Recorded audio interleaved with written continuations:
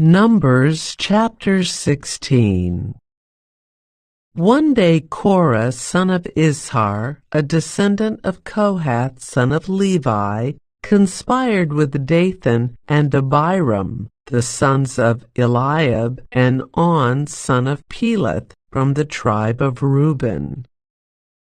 They incited a rebellion against Moses, along with 250 other leaders of the community, all prominent members of the assembly. They united against Moses and Aaron and said, "You have gone too far. The whole community of Israel has been set apart by the Lord, and He is with all of us. What right do you have to act as though you are greater than the rest of the Lord's people?" When Moses heard what they were saying, he fell face down on the ground.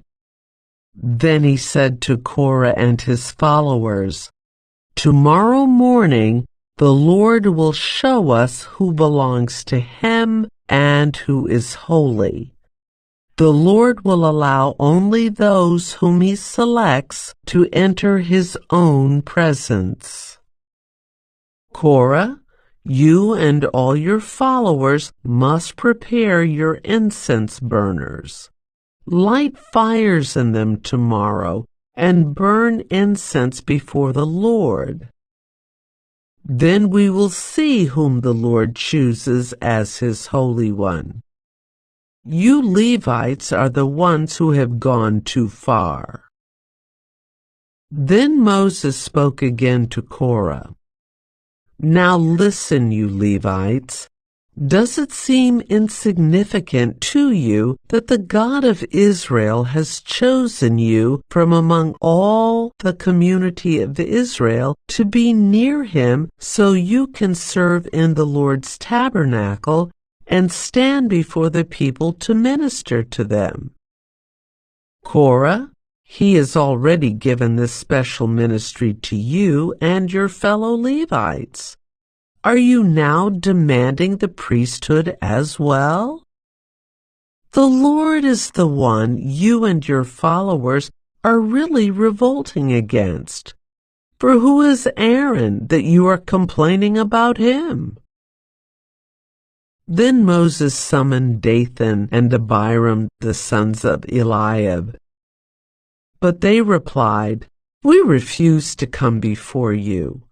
Isn't it enough that you brought us out of Egypt, a land flowing with milk and honey, to kill us here in this wilderness, and that you now treat us like your subjects? What's more, you haven't brought us into another land flowing with milk and honey. You haven't given us a new homeland with fields and vineyards. Are you trying to fool these men? We will not come." Then Moses became very angry and said to the Lord, "Do not accept their grain offerings. I have not taken so much as a donkey from them, and I have never hurt a single one of them." And Moses said to Korah, "You and all your followers must come here tomorrow and present yourselves before the Lord. Aaron will also be here. You and each of your 250 followers must prepare an incense burner and put incense on it, so you can all present them before the Lord. Aaron will also bring his incense burner." So each of these men prepared an incense burner, lit the fire, and placed incense on it. Then they all stood at the entrance of the tabernacle with Moses and Aaron. Meanwhile, Korah had stirred up the entire community against Moses and Aaron, and they all gathered at the tabernacle entrance. Then the glorious presence of the Lord appeared to the whole community. And the Lord said to Moses and Aaron, Get away from all these people so that I may instantly destroy them." But Moses and Aaron fell face down on the ground. "Oh God," they pleaded, "you are the God who gives breath to all creatures. Must you be angry with all the people when only one man sins?" And the Lord said to Moses, "Then tell all the people to get away from the tents of Korah, Dathan, and Abiram." So Moses got up and rushed over to the tents of Dathan and Abiram, followed by the elders of Israel. "Quick," he told the people, "get away from the tents of these wicked men and don't touch anything that belongs to them. If you do, you will be destroyed for their sins." So all the people stood back from the tents of Korah, Dathan, and Abiram. Then Dathan and Abiram came out and stood at the entrances of their tents, together with their wives and children and little ones.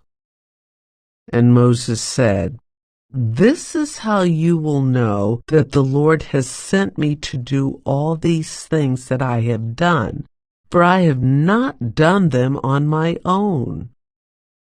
If these men die a natural death, or if nothing unusual happens, then the Lord has not sent me. But if the Lord does something entirely new, and the ground opens its mouth and swallows them and all their belongings, and they go down alive into the grave, then you will know that these men have shown contempt for the Lord." He had hardly finished speaking the words when the ground suddenly split open beneath them.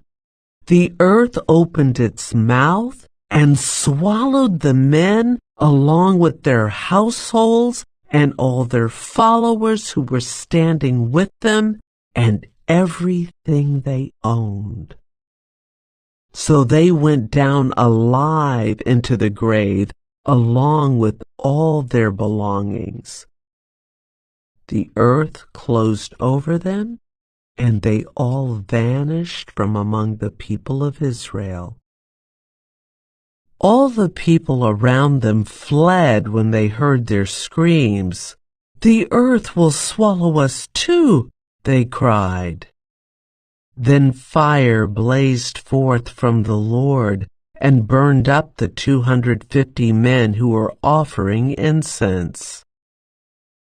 And the Lord said to Moses, "Tell Eleazar, son of Aaron, the priest, to pull all the incense burners from the fire, for they are holy. Also tell him to scatter the burning coals.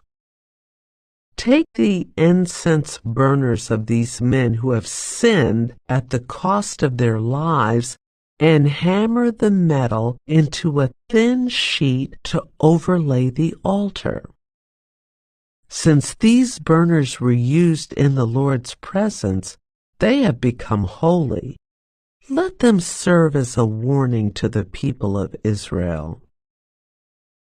So Eleazar the priest collected the 250 bronze incense burners that had been used by the men who died in the fire, and the bronze was hammered into a thin sheet to overlay the altar. This would warn the Israelites that no unauthorized person, no one who was not a descendant of Aaron, should ever enter the Lord's presence to burn incense. If anyone did, the same thing would happen to him as happened to Korah and his followers. So the Lord's instructions to Moses were carried out. But the very next morning, the whole community of Israel began muttering again against Moses and Aaron, saying, You have killed the Lord's people." As the community gathered to protest against Moses and Aaron, they turned toward the tabernacle and saw that the cloud had covered it, and the glorious presence of the Lord appeared.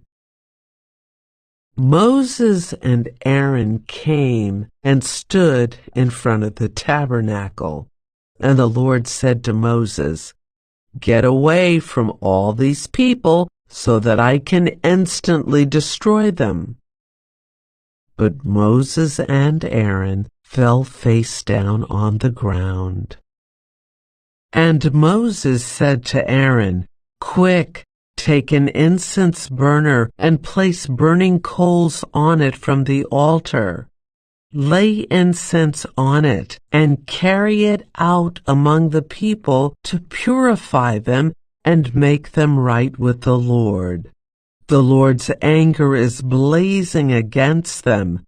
The plague has already begun." Aaron did as Moses told him and ran out among the people.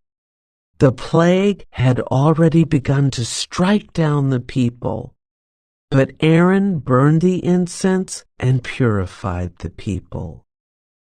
He stood between the dead and the living, and the plague stopped. But 14,700 people died in that plague, in addition to those who had died in the affair involving Korah. Then, because the plague had stopped, Aaron returned to Moses at the entrance of the tabernacle. Numbers chapter 17. Then the Lord said to Moses, "Tell the people of Israel to bring you 12 wooden staffs, one from each leader of Israel's ancestral tribes, and inscribe each leader's name on his staff.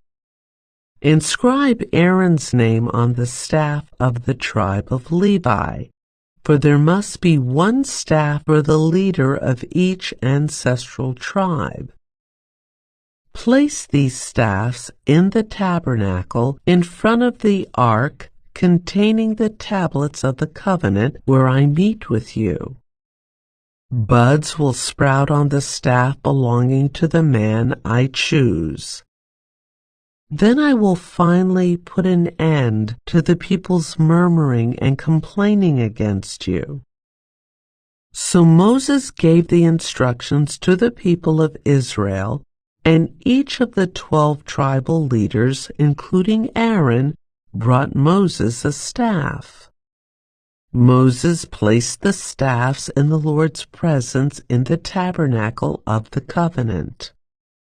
When he went into the tabernacle of the covenant the next day, he found that Aaron's staff, representing the tribe of Levi, had sprouted, budded, blossomed, and produced ripe almonds.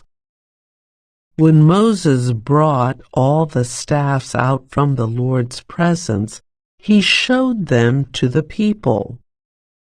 Each man claimed his own staff.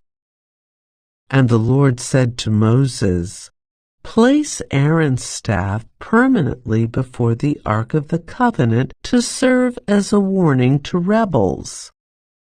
This should put an end to their complaints against me and prevent any further deaths."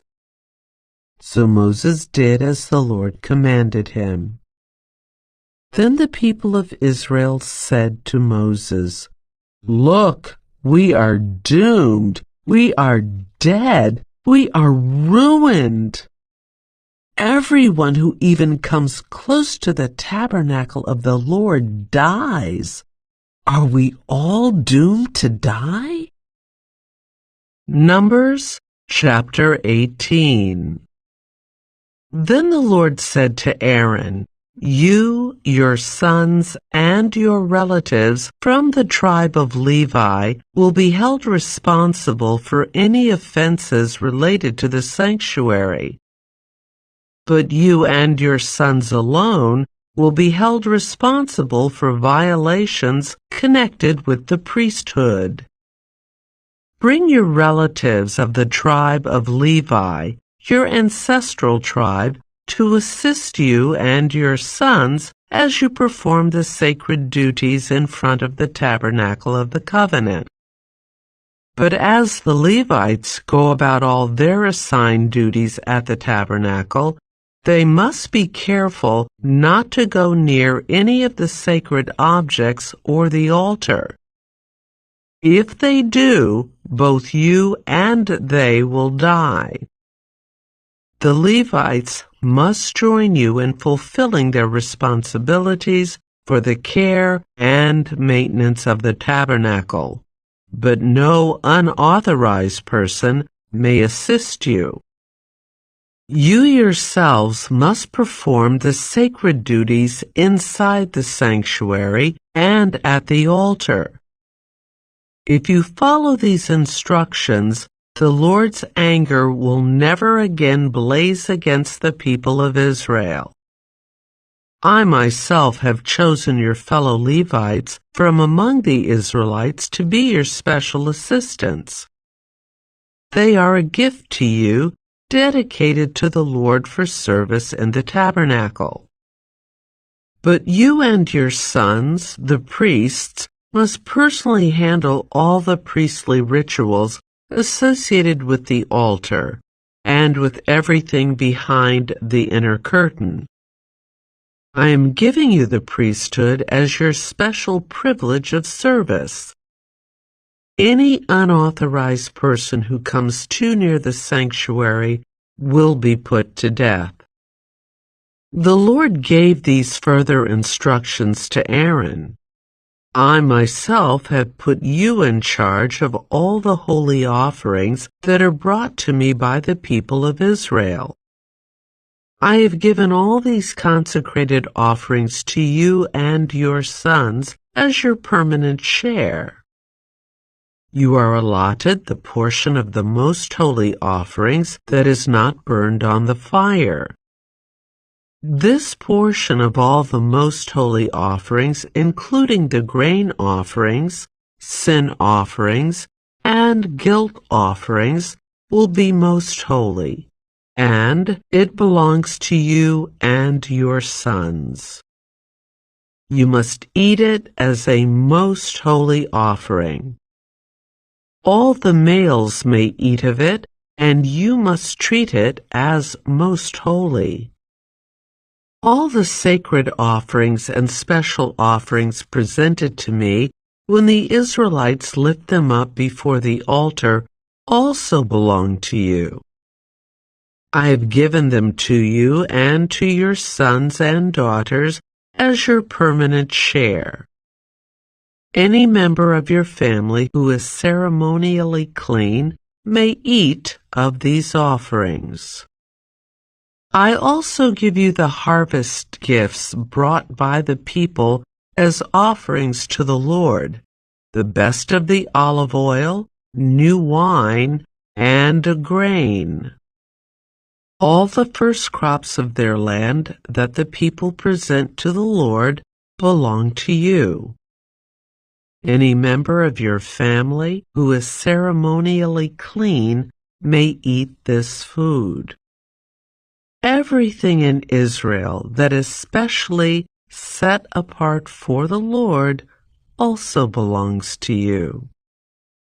The firstborn of every mother, whether human or animal, that is offered to the Lord will be yours.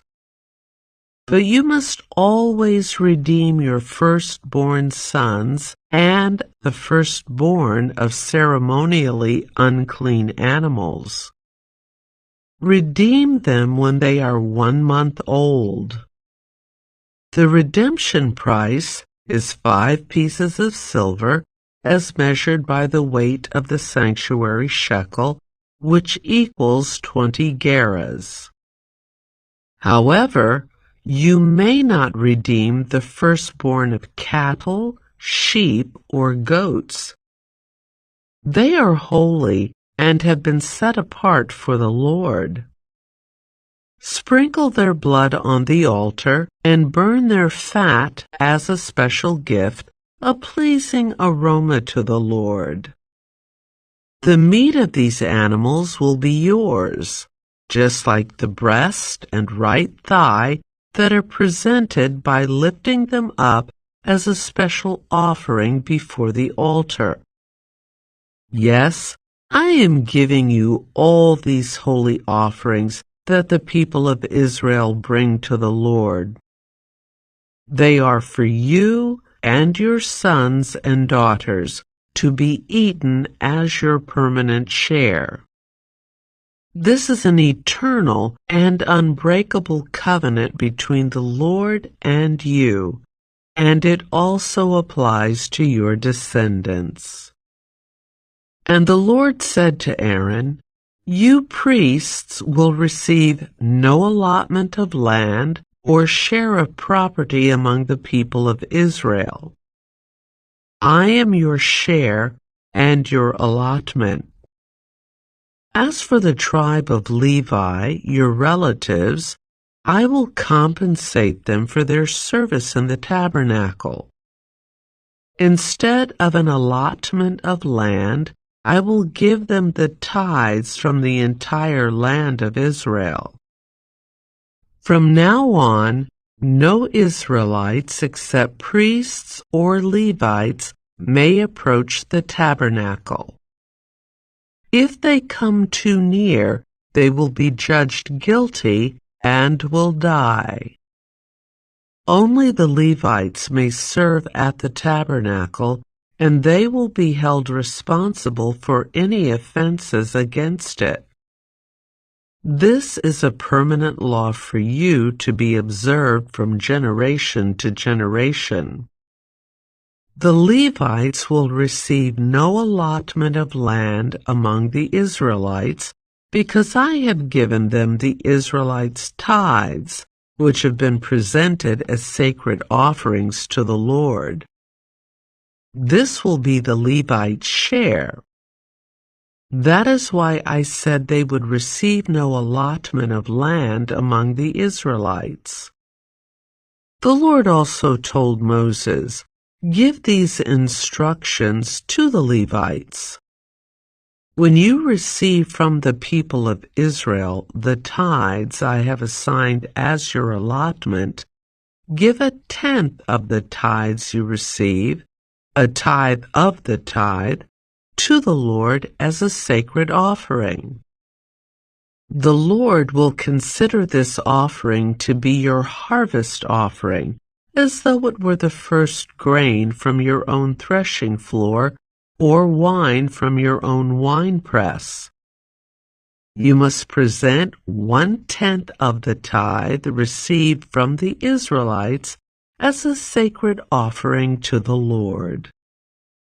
This is the Lord's sacred portion, and you must present it to Aaron the priest.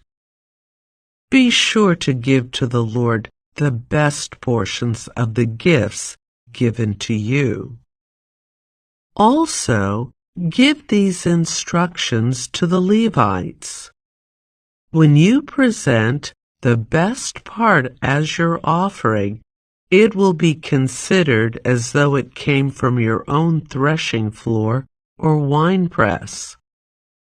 You Levites and your families may eat this food anywhere you wish, for it is your compensation for serving in the tabernacle.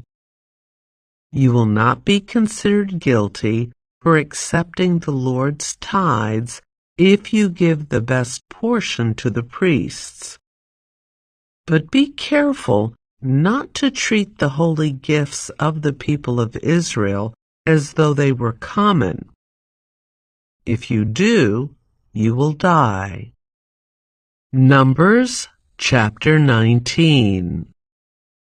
The Lord said to Moses and Aaron, "Here is another legal requirement commanded by the Lord.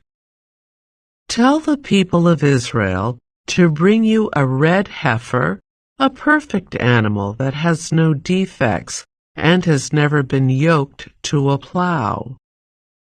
Give it to Eleazar the priest, and it will be taken outside the camp and slaughtered in his presence.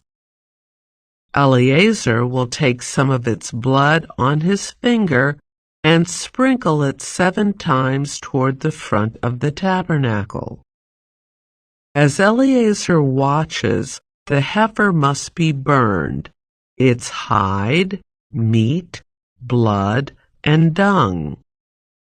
Eleazar the priest must then take a stick of cedar, a hyssop branch, and some scarlet yarn and throw them into the fire where the heifer is burning.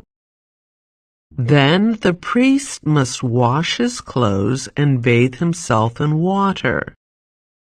Afterward, he may return to the camp, though he will remain ceremonially unclean until evening. The man who burns the animal must also wash his clothes and bathe himself in water, and he too will remain unclean until evening.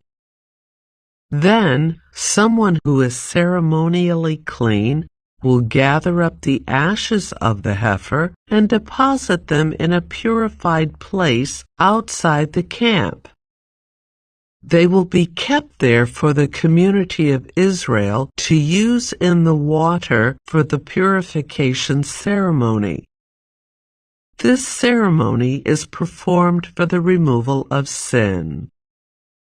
The man who gathers up the ashes of the heifer must also wash his clothes, and he will remain ceremonially unclean until evening. This is a permanent law for the people of Israel and any foreigners who live among them. All those who touch a dead human body will be ceremonially unclean for 7 days. They must purify themselves on the 3rd and 7th days with the water of purification. Then they will be purified. But if they do not do this on the 3rd and 7th days, they will continue to be unclean even after the 7th day. All those who touch a dead body and do not purify themselves in the proper way defile the Lord's tabernacle, and they will be cut off from the community of Israel. Since the water of purification was not sprinkled on them, their defilement continues. This is the ritual law that applies when someone dies inside a tent. All those who enter that tent and those who were inside when the death occurred will be ceremonially unclean for 7 days. Any open container in the tent that was not covered with a lid is also defiled. And if someone in an open field touches the corpse of someone who was killed with a sword or who died a natural death, or if someone touches a human bone or a grave, that person will be defiled for 7 days. To remove the defilement, put some of the ashes from the burnt purification offering in a jar and pour fresh water over them. Then someone who is ceremonially clean must take a hyssop branch and dip it into the water. That person must sprinkle the water on the tent, on all the furnishings in the tent, and on the people who were in the tent. Also on the person who touched a human bone or touched someone who was killed or who died naturally or touched a grave. On the 3rd and 7th days, the person who is ceremonially clean must sprinkle the water on those who are defiled. Then on the seventh day, the people being cleansed must wash their clothes and bathe themselves, and that evening they will be cleansed of their defilement. But those who become defiled and do not purify themselves will be cut off from the community, for they have defiled the sanctuary of the Lord. Since the water of purification has not been sprinkled on them, they remain defiled. This is a permanent law for the people. Those who sprinkle the water of purification must afterward wash their clothes, and anyone who then touches the water used for purification will remain defiled until evening. Anything and anyone that a defiled person touches will be ceremonially unclean until evening. Numbers Chapter 20. In the first month of the year, the whole community of Israel arrived in the wilderness of Zin and camped at Kadesh. While they were there, Miriam died and was buried. There was no water for the people to drink at that place, so they rebelled against Moses and Aaron. The people blamed Moses and said, "If only we had died in the Lord's presence with our brothers. Why have you brought the congregation of the Lord's people into this wilderness to die along with all our livestock? Why did you make us leave Egypt and bring us here to this terrible place? This land has no grain, no figs, no grapes, no pomegranates, and no water to drink." Moses and Aaron turned away from the people and went to the entrance of the tabernacle, where they fell face down on the ground. Then the glorious presence of the Lord appeared to them. And the Lord said to Moses, "You and Aaron must take the staff and assemble the entire community. As the people watch, speak to the rock over there, and it will pour out its water. You will provide enough water from the rock to satisfy the whole community and their livestock." So Moses did as he was told. He took the staff from the place where it was kept before the Lord. Then he and Aaron summoned the people to come and gather at the rock. "Listen, you rebels," he shouted.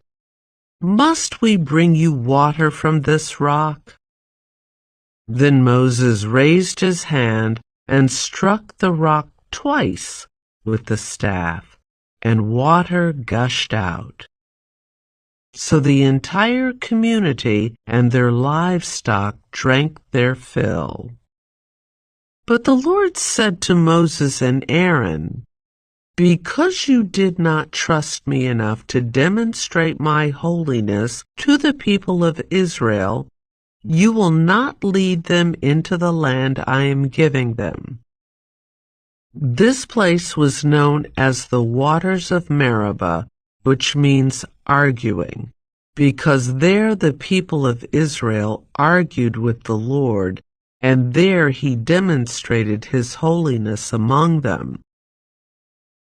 While Moses was at Kadesh, he sent ambassadors to the king of Edom with this message: "This is what your relatives, the people of Israel, say.